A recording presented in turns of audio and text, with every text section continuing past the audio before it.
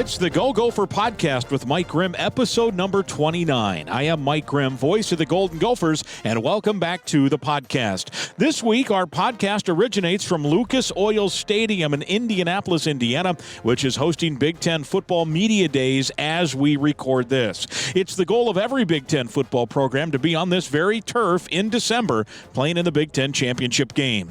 The Golden Gophers have never played in the Big Ten championship game, although they've knocked on the door a couple of times in recent years. They've not made it. University of Minnesota sixth-year senior John Michael Schmitz of Flossmoor, Illinois is here as a preseason candidate for the Remington Award, given to the nation's top center each year, as well as the Outland Trophy, given to the top interior lineman in the country. He's on the watch list for both honors, and he'll join us to talk about that, preview the Gopher season, and tell us his incredible story of getting engaged the day after a bowl game victory in Phoenix in December. Our Go Gopher podcast is presented by alumni-owned Sunbelt Business Advisors and True North Mergers and Acquisitions. If you are a business founder planning to exit your business, start by contacting Sunbelt Business Advisors and True North Mergers and Acquisitions. Sunbelt serves more businesses up to $5 million in revenue than anyone, and True North M&A serves companies with revenues up to $150 million. Get a confidential, no-cost, no-obligation business valuation started today. Make the most of your life's work. Visit sunbeltminnesota.com or tnma.com today. Our podcast is also sponsored by State Farm agent Tony Hoagland at ChamplinInsurance.com. Tony's a big Gopher football fan. We also invite you to subscribe to our podcast. You can go back and listen to Gopher podcast of weeks gone by. Last week, for example, we heard from former Gopher linebacker Mark Deuce-Bobek, who's now a top rules official on the PGA Tour. I'd invite you to go back and have a listen to that.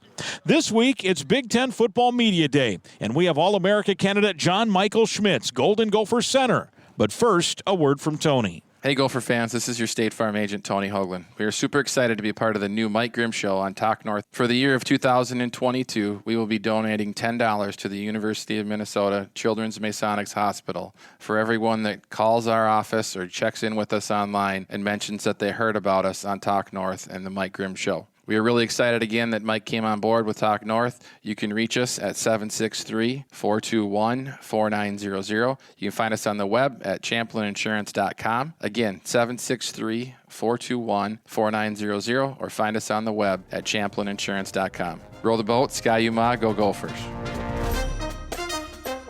It's the Go Gopher podcast. We are sitting here in chairs on the football field at Lucas Oil Stadium this week, the Big Ten Football Media Days, and it's fun to have the podcast starting from here, where in December, the Golden Gophers are hoping to play in a football game for the Big Ten Championship, and obviously a lot of work to do between now and then. PJ Fleck is here. He has already met with reporters, and four of his players are here, including Tyler Newbin and Mariano Sori-Marin on the defensive side, Tanner Morgan on the offensive side, the Gopher quarterback, and John Michael Schmitz, who is from Homewood Flossmoor High School in the Chicago area, the preseason All-America candidate, the Remington watch list, the Outland Trophy watch list. He is our guest on episode number 29 of the Go Gopher podcast. And how about this setting? This is kind of cool, huh? Yeah, this is definitely cool. First time being in Indianapolis at this Big Ten media event, and I'm definitely grateful to be a part of this. Yeah, and have you been in this stadium before to see any game or anything? I was thinking back. I think I have been once. I believe they had a NCAA like March Madness tournament here once. Yeah. And I went with my cousin, my brother one time, and I want to say it was like back in high school. So you watched hoops here, but never football. No, never football. Yeah, cool. Well, obviously you and your teammates are hoping to get back here in December, which would mean you would have won the West. You guys have been knocking on the door a couple of times in recent years. In terms of knowing that there's work to be done, but also keeping an eye on the goal, how do you guys handle that, knowing that this is the place you want to be in December? Yeah, of course. I mean, we know what our vision is, of course, coming here in December, and then going and winning a national championship down the road and all that. But it all comes with it all came from at the end of the 2021 season. Yeah.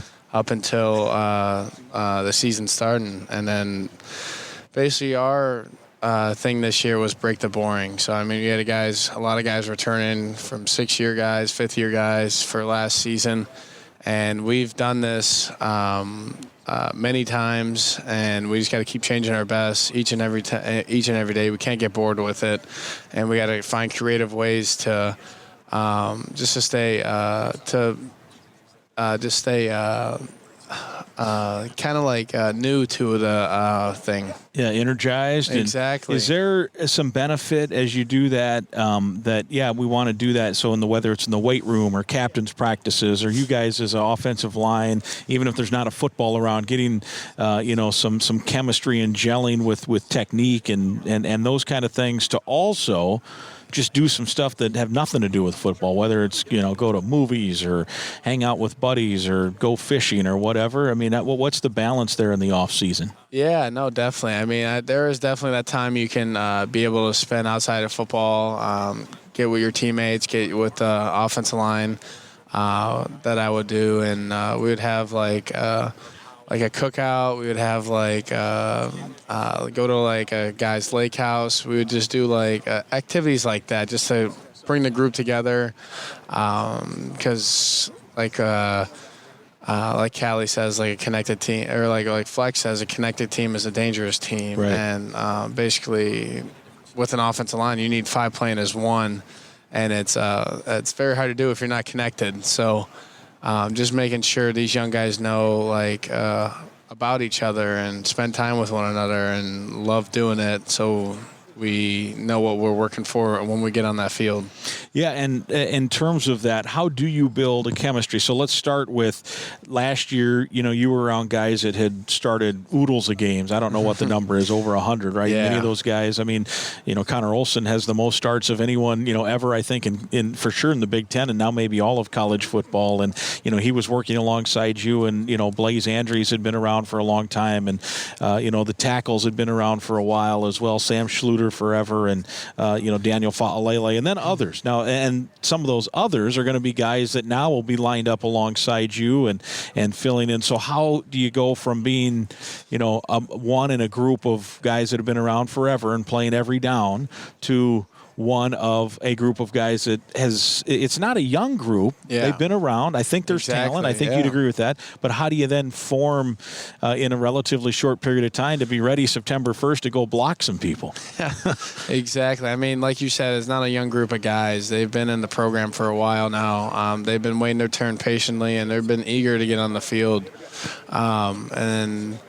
I felt like they took the right step this offseason in preparing themselves. I give all the credit to Coach Callie by developing those guys and making this unit even stronger than it is.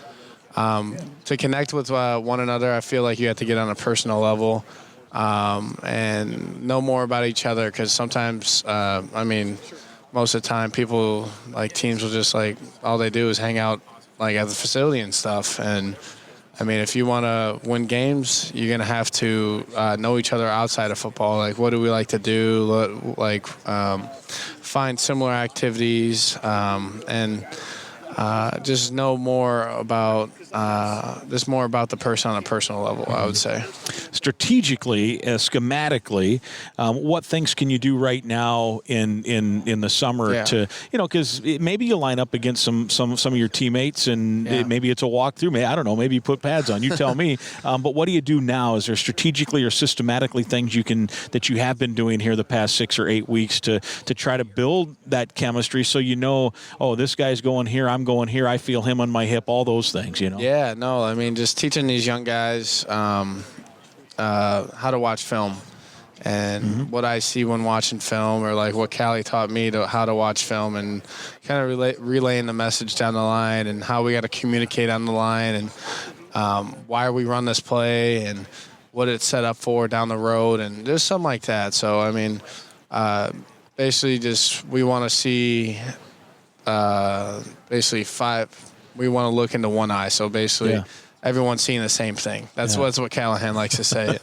No doubt. And sometimes it's 5, sometimes it's 6, sometimes it's 7. I think he had one 8-man formation, right? Was that, forget who that was. Was that Wisconsin? That was Wisconsin. Yeah, it was crazy. And they were all on one side. I think Brevin was the only guy on the left. Brevin was on this side on the left, and everyone else was on your right.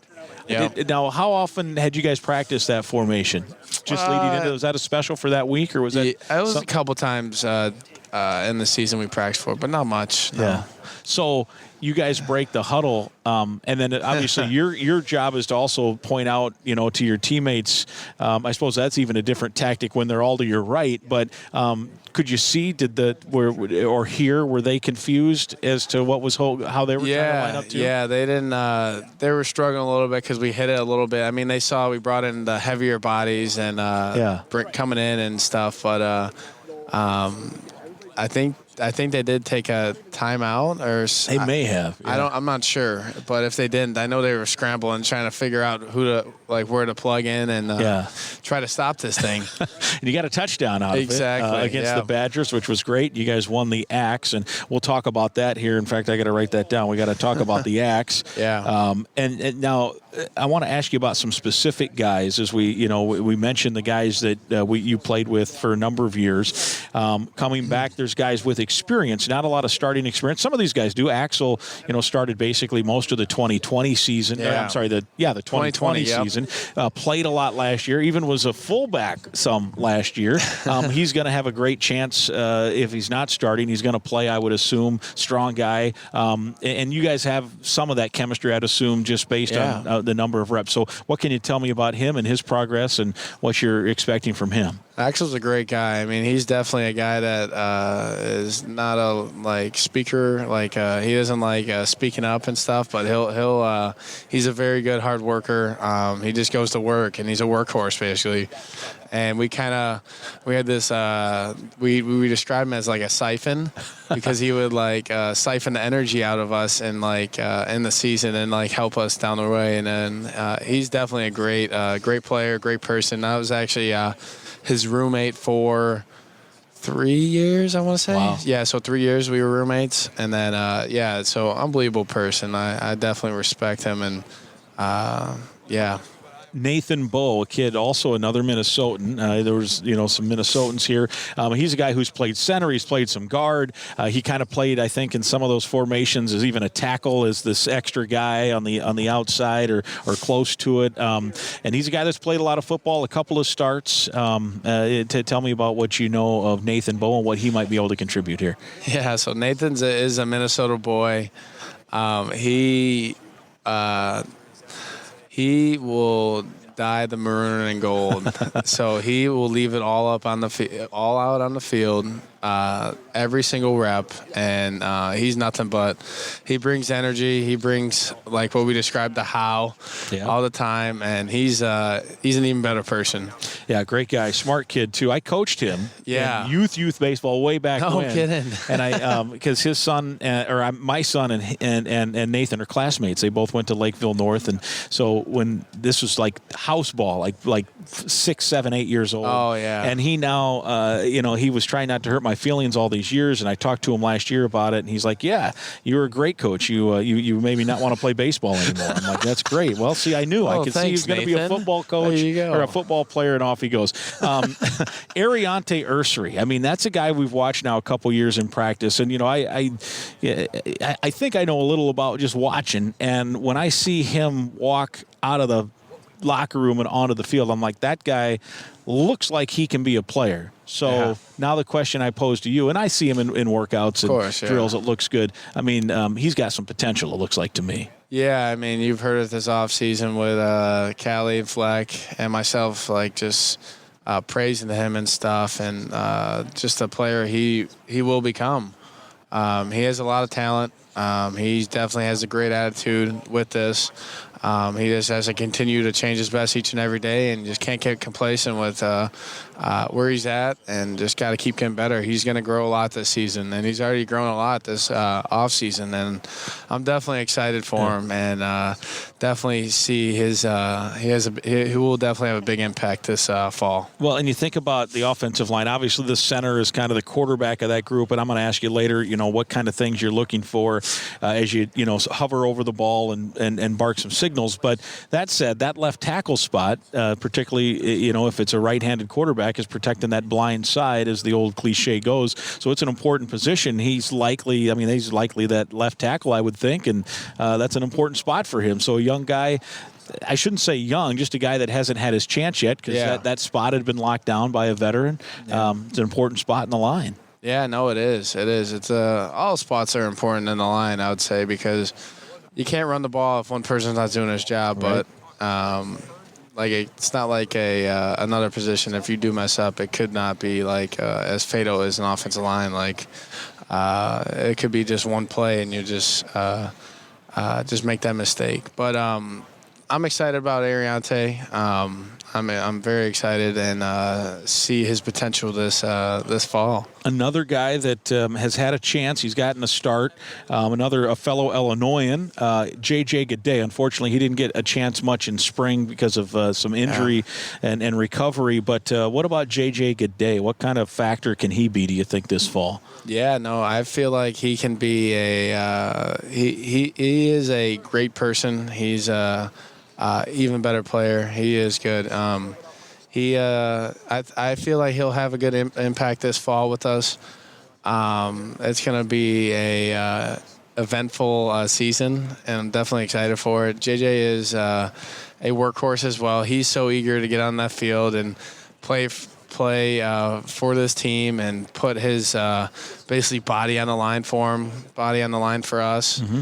And he just has a great attitude all the time. I'm sure all these guys are chomping at the bit. The COVID year, the extra year, really kind of pushed their development, or at least their playing time, back a year, because there was so much experience with those guys coming back. So the fact that they stuck it out, because with the portal and everything else, they probably could have gone somewhere and played last year, right? And they said, no, we're going to stick it out. And I think the good news is that it has created some depth. So we've mentioned these guys, so that's a group of players, and then the coaching staff has added. And there's others, and I hate it that we can't we be here for a long time talking about everybody. But there's others, Martez Lewis, and you may have some others that I think about that come out there. Yeah. But the coaching staff also added 2 transfer guys, and so I have a kind of a double part question on that. All right. I know Chuck Filiaga, I believe, is that how you pronounce his last name? Yes. He did spend the spring workouts with you guys and lined up next to you quite often, it seemed to me, when watching at right guard, and looked like a strong guy. Has starting experience not just in the Big Ten, but at Michigan, the team that was really good. What can you tell us about Chuck and how much of an impact he may be able to have on this group up front? Chuck is a very physical player. I'm very excited for him this season and see what he'll do for us. I feel like he can have a great impact for us on the O-line, and he's already a part of us. I mean, right away we knew he would fit in just because of his attitude and just his demeanor, just coming into right away in workouts and in meetings and stuff. And, I feel like he needed as a veteran guy transferring, you kind of understand all the offenses and stuff. It's just a little different terminology and stuff like that, and understand a little bit different concepts here and there. But I feel like Chuck did a great job this spring at asking questions and being a gnat right in Coach Callie's ear all the time. And I feel like he's going to surprise a lot of people this fall. All right, and then the other one was Quinn Carroll, who did not come in time to get to spring. He got there a little bit after spring practice, stayed to finish the schoolwork, I think, at Notre Dame. He's a Notre Dame transfer.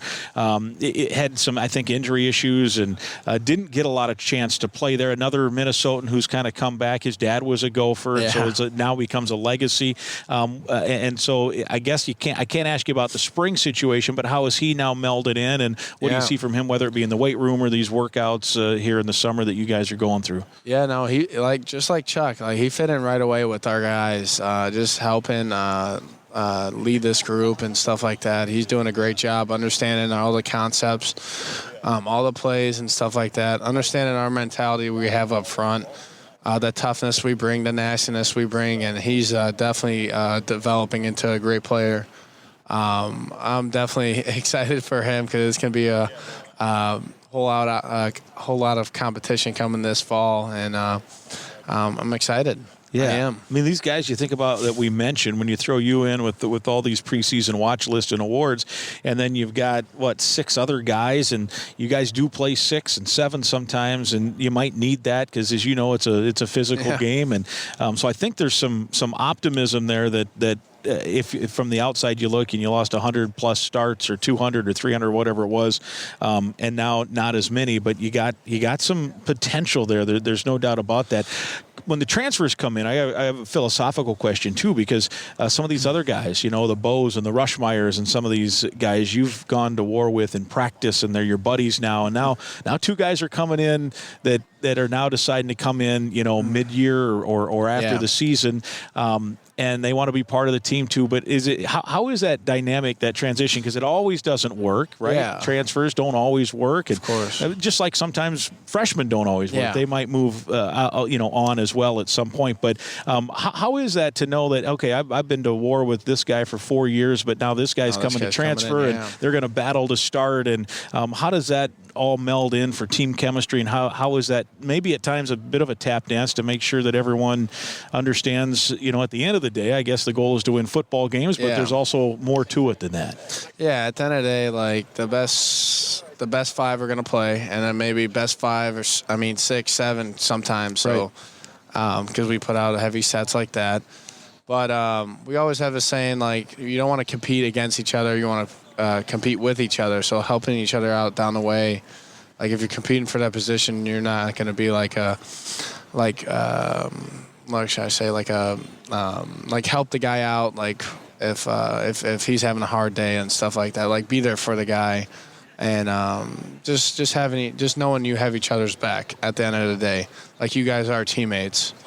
I was thinking, when I think back to when you started to play and then started to start, even then I suppose there's that, so Connor, I think if memory serves, was the center, and Blaze was there, and Curtis was there, Curtis Dunlap. And then the coaches at some point just said, man, this guy's playing. You said, as you mentioned, the best 5 got to play, and then you guys kind of got in on a little rotation. Yeah. And I think just observing, maybe in a weird way it helped, because you'd get a series to, hey, I'm fresh now, I'm going to go back in. I'm sure you all wanted to play every down, but it works. So how did that dynamic work too? Here's John Michael Schmitz, he's not starting. Then all of a sudden the coach are like, dude, this guy's mauling people. We got to get him out there. But we got other good players, and then this rotation works, and the next thing you know, you guys are winning the Outback Bowl, right? I mean, exactly. how did that all unfold for you, and how hard was it knowing you were producing and saying, gosh, I need a shot, and then the reward comes, your opportunity comes, and the rest is history? Coach always talks about you got to stay ready for your opportunity, because you never know if an opportunity is going to be given again. And I just took advantage of the opportunity I was given because of certain circumstances in the Nebraska 2019 game with my first start. And then after that, I showed them that I wanted to be out there and could be out there, and the confidence grew. And then just working with the guys and making myself even better by allowing them to just coach me up along the way was honestly a great tool to have. I'm trying to think. So you guys, would you play 2 series and then take a series off? Yes. You were always the center. And then Connor would play center when you went out, and then guard when you came in? Correct, yeah. And then Blaze and Curtis would kind of so it would be like a rotation with me, Blaze, and Curtis, I want to say. And then sometimes Daniel at the end, I remember. Right. And Connor was on the whole time, right? Connor and Sam were on the whole time. It's crazy. But it worked. It did. It did work. Do you think it did help too that when you guys, each of you guys got a series off here, that you had fresher legs late in the game maybe? Because we were very connected group. So like if like something happened this last series, like, and I wasn't out there, like Connor would tell me, like, hey, look out for this. Like they're going to bring this look if this happens, and just so-and-so, and just giving each other tips down the way. And it was a benefit to have like fresher legs down the or in the middle of the game, because you're getting beat up. Yeah, it's a physical game. It is. It's a very physical game in the Big Ten. So, what did that group of guys mean to you? You know, they some of those guys came in with you. Some of those guys came in a year before you. And man, what success they had. And some of them are getting their shot in the NFL. Some of them are going to be doctors. What's that group mean to you? I mean, I've known those guys for like 5 years, and been playing along their side for like 3. So just wishing them the best of luck, and was just glad we got to be able to go on top to end their career, and excited for what they have to come in their future, and just, wish them the best of luck, honestly. Are you they're definitely a special group of guys. Staying in touch with some of those guys, too, now as they embark on their new journey? And how are they handling the new life after Gopher football? Yeah, no, I do stay in touch with all of them, actually. Connor's a little hard to get a hold of because, he doesn't like texting back sometimes. Is he studying for tests now? Exactly. That stuff. All that. So that's why I don't bug him too much. Right. But Sam, Blaze, and Daniel, we all stay in touch pretty good. Yeah. And just they're always there for a resource for mine and help me along the way with this journey, because they just had to go through it. So how much resource can what they're going through now help you potentially for next year too? Yeah, I mean, they're giving me tips down the way of like what to look out for and what to like not look out for and stuff like that. So what basically just helpful pointers with the process of how it's going to happen. And You guys, you decided to come back. First, let's talk about that, because you certainly had an option to potentially go try the NFL yourself. What was a driving force to bring you back to campus and give it one more shot in the maroon and gold? I think it was the guys that were going to come back originally. So Mo made his decision first that he was going to come back. And then Tanner and then Chris all said they were going to come back. And I was one of the last ones that said, like, you know what? Like, we came in together. Like, we're going to leave together. And we're going to leave together with this program with a championship. So that's what we want to do this season. And that's the vision we have. And we have very high standards for ourselves. Refresh my memory. Were you committed to Western Michigan as well? Yeah. Yeah, I knew Tanner was, and Chris was, and Mo. I think it sounds like maybe was on the verge of committing to Western Michigan, pretty close, and then everything happens, and here you guys are, which is an amazing story. What's the nickname you guys now are? The Quad? What is it?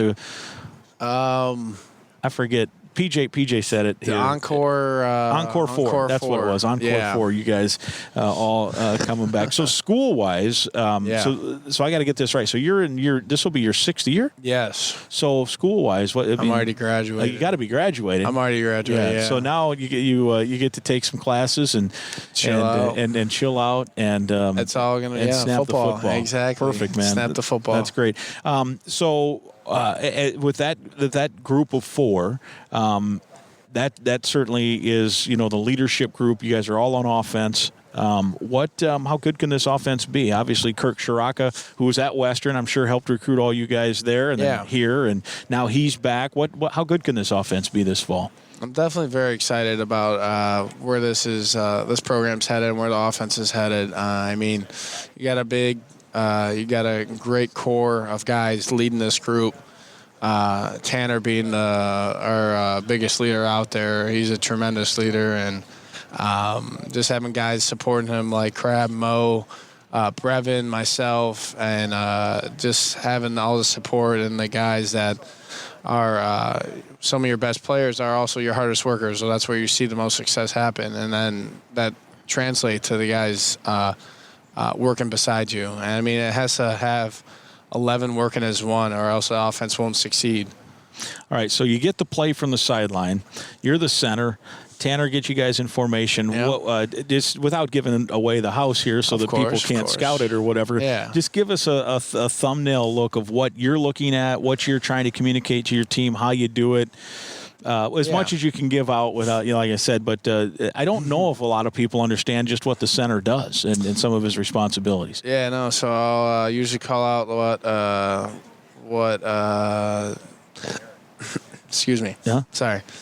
I'll usually call out like what the defensive front is, where the defensive line are aligned, basically, and then I'll usually call out the ID, and then I'll make my calls down the line of scrimmage of what the offensive line will have. Ooh, sorry. That's good. And then, so just give me as an example. So you're lined up over the ball. You'll just yell it? Yep. So what would it sound like? Just give me an example. All right. So Tanner will make a call. It'll be like, I'm not going to say the calls and stuff, but I'll hear the call. It'll be like, I'll point to the guy, usually say his number. We'll make the calls on the line of scrimmage. And if it's a different front, I'll usually call that out first. So before even anything happens, I'll say the front, and then I'll usually call out the number, and then we'll make our calls up front. That's usually how it breaks down. And then if Tanner changes something. Exactly. If Tanner changes something real quick, we got to be really quick with our calls. And usually it's just like this guy, and then we just snap it and go. And then it's usually just people moving on the run, and then hoping everyone. That's why communication is key, because everyone has to get the call and stuff.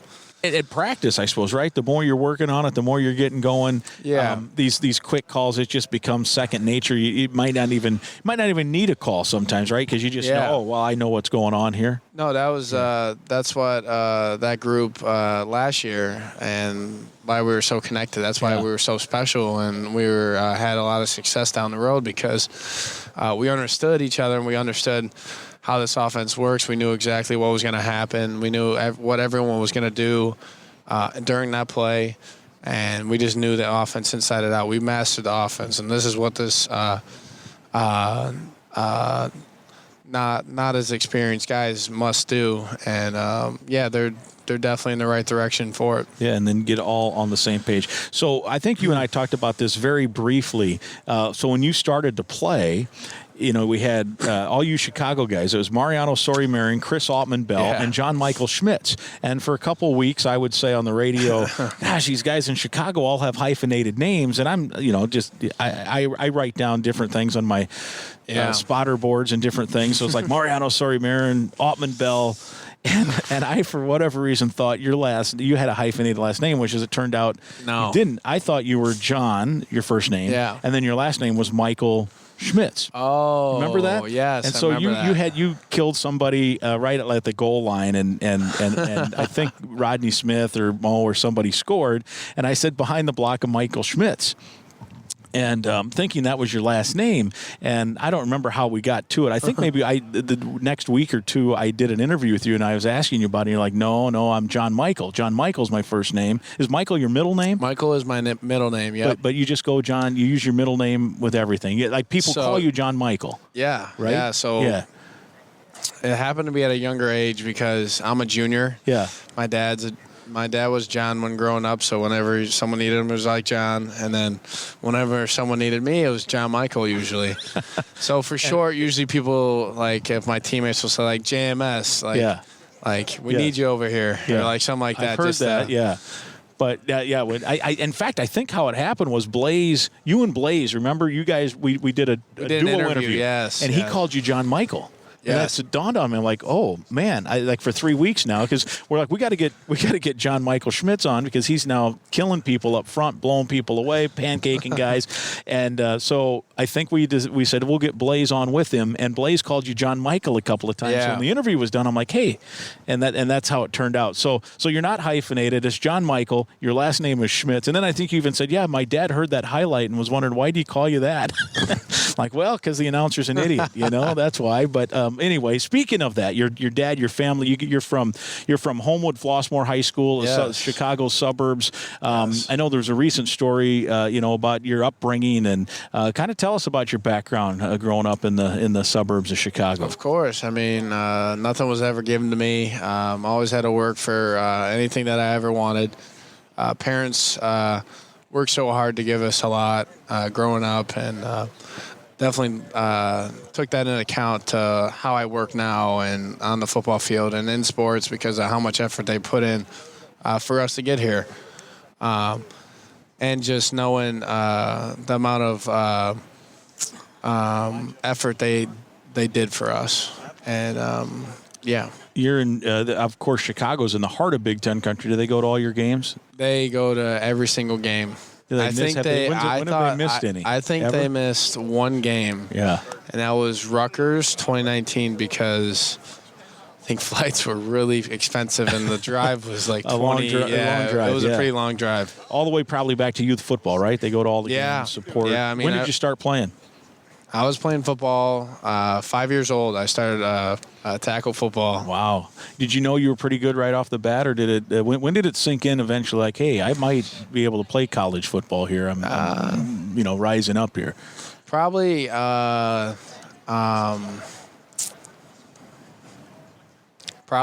junior year, I would say, of high school. Then the recruiting started. Yeah, and then recruiting started. And what was it about PJ that you connected with? That Western was the choice, and then follow him to Minnesota. I mean, he's different than any other coach that recruited me. Just his energy and just his word is his word, and I believed in him and gave him all the trust I had. So you had an exciting bowl game. We were all worried for a minute. If people remember the bowl game, Daniel Fa'alele gets the touchdown. You're the center. He barrels into guess who? The center, right? And you that was a play West Virginia called timeout too. Speaking of, they were like, "Whoa, what's going on here?" And you guys just stuck with the play. He barrels into the back of you. Hurt your back of your leg?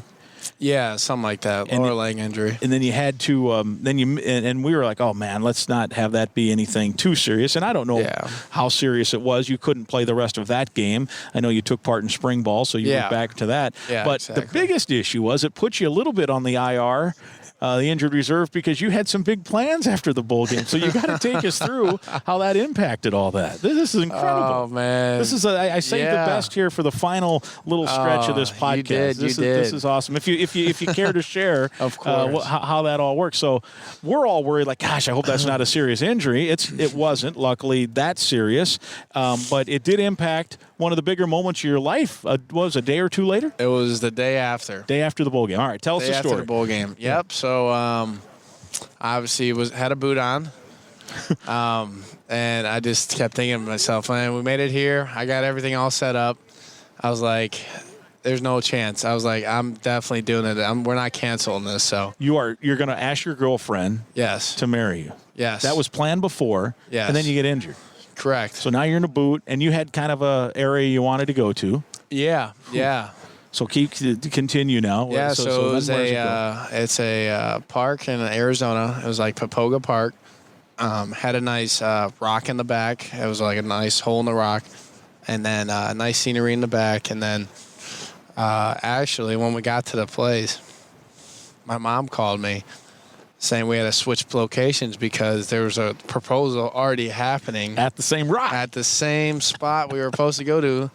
So my mom is just a genius. Yeah. Just found an even better spot and decorated all that. And my fiance, Danielle, didn't even know that this was going to happen and was just in awe the whole time.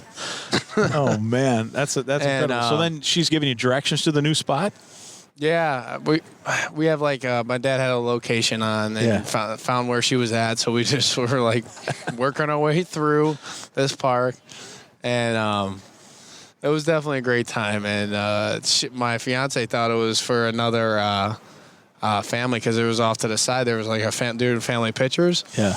And she thought it was all set up for family pictures. I actually had to grab her hand. And when I grabbed her hand and started walking her too, that's when she started realizing. She was like, oh, this is for us. I was like, yeah, this is for us. Oh, man. So obviously she said yes. It was good news. Yes. You had a boot on. Was it hard to walk up through this park to get to where you were with your injury? Or did you tough it out? Not bad, no. Toughed it out? I got a pretty good pain tolerance, so yeah. Man, so now, so was she emotional? It was a good deal. She said yes, right? And now your teammate Tanner Morgan, who's here in Indianapolis with you, he just got married. Like what? 2 weeks ago? 3 weeks ago? 2.5 weeks ago. Yeah. So what's your? Do you have a timeline? Do you have a date set yet with Danielle? You said was your fiance. Yes, so Daniela. you got a date set? Are you still working on it? We're in no rush. I think we're gonna wait till like March 2024. Gotcha. In that time area like that, and just start. We're just gonna take it slow. It's amazing. What a story. Were you worried that you might not be able to pull it off because of the injury? No, I honestly thought. I knew we were gonna do it. Yeah. I knew. Just no matter what happens, I was doing it because everyone, like my family, came just for this planned, too. Right? Yeah. Also the game, but also for this too. But also this special moment. So, yeah. Amazing. That's awesome. That's a great story. What was the name of the park again? Papoga Park down in the Phoenix area? Down in Phoenix area. Man. Well, that's awesome. All right, so I said that was the last line, but I do want to ask Remington and Outland Trophy, you're on the watch list. What's that mean to you to get recognized now, and then what's that mean to motivate you to continue to work and have a good year? I mean, all I got to say is our team's success is going to lead to all that individual success down the road, and I'm excited to where this team's going to go. I'm excited about the success this team is going to have in the 2022 season, and let's roll. Let's do it. Hey, it's been fun. I'm glad you got to be one of the guys to come here to Indy. These are always good. It's my 17th Big Ten Football Media Day. I like it here at the field. You probably would have preferred it in Chicago, being that's your hometown. That's where it had been all 50-plus years. But yeah. This is kind of fun to be here, too, and it's good to see you hanging out with your teammates. And it all starts next year. Do you get the butterflies? Do you still get the butterflies for fall camp for next year? You got to. You got to. Yeah. No matter how long it's been, you still get butterflies for it. You can't wait. Well, next week it is. Start of fall camp. September the 1st then is the opener, New Mexico State. We'll look forward to seeing it. Thanks, John. Thank you. John Michael Schmitz, and it's not hyphenated. It's John Michael Schmitz from Homewood Flossmoor. Our guest here, episode number 29 on the Go Gopher podcast. My thanks to Golden Gopher Center, John Michael Schmitz, for sharing his time with us on this week's Go Gopher podcast, episode 29 from Lucas Oil Stadium in Indianapolis and the Big Ten Football Media Day. I know you enjoyed hearing from John Michael. The Go Gopher podcast is presented by Sunbelt Business Advisors and True North Mergers and Acquisitions. If you're buying or selling a business, visit sunbeltminnesota.com or tnma.com today. We're also sponsored by State Farm agent Tony Hoagland. Brandon Morton is our producer and technical expert. Again, I'd invite you to listen to past podcasts, and please be sure to click the subscribe button right now for the Go Gopher podcast. It's absolutely free to listen at any time. We'll talk again next week.